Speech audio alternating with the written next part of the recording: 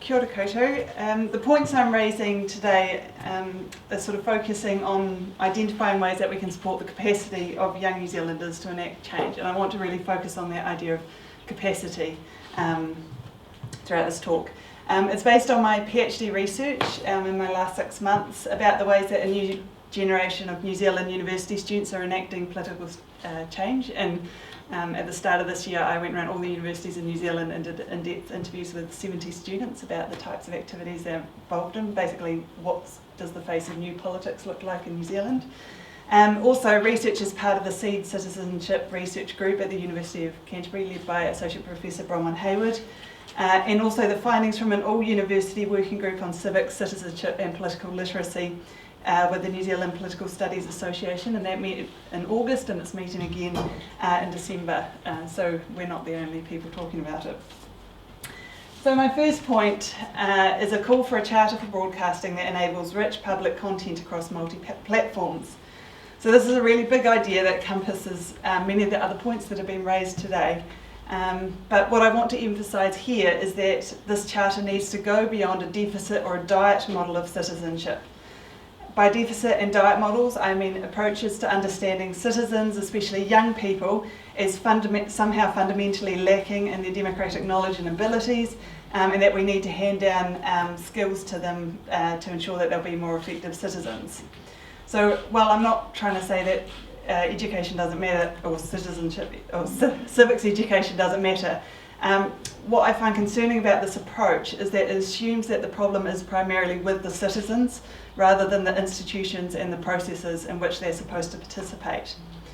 Contrary to these assumptions, international studies, and this is reflected in local research, suggest that young people have high democratic aspirations and would welcome a stronger and more meaningful democracy.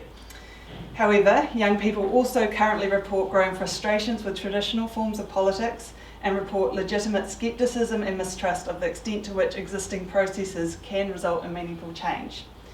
So in this context, there is a real need to regulate for a charter for broadcasting that moves beyond this deficit model of citizens to create a genuinely civic platform that empowers citizens as the critical actors that they already are, and as we've talked about earlier, it enables to have a space for those difficult conversations that we need to have.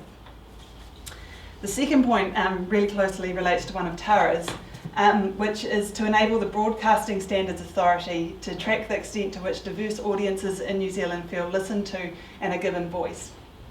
As has been discussed in the previous workshops, New Zealand faces growing diversity and inequality, including income and wealth inequality, ethnic diversity, regional disparities, we haven't talked about that yet, as well as intergenerational inequities.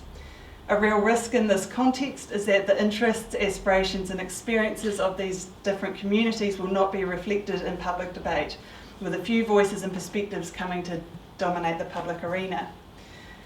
Proactive approaches are needed to ensure this public voice because the aspirations and experiences of these different communities are not self-evident. Tara made this point as well. So for instance, in my own research, in my interviews with students, these students were both left-wing, right-wing, highly political, and those completely not interested and said they hated politics.